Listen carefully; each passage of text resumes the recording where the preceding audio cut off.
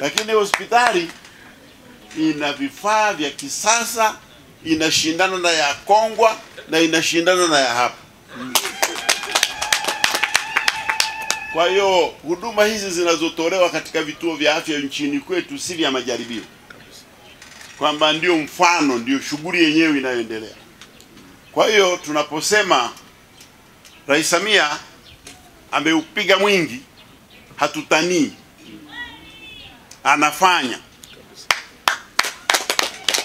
Na kwa kweli kama kuna kundi la watu ambao wanatakiwa kushangilia na kumpigia makofi na kupiga kura kwa wingi, ni kundi la wanawake. Kwanza mtakuwa mnachagua kwa mara ya kwanza kuwa na rais mwanamke. Hiyo nayo ni hoja ambayo hamkuizoea.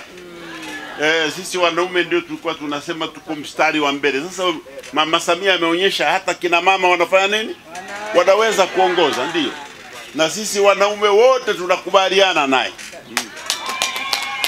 Sasa nyinyi wakina mama mtuongoze katika kukubaliana naye.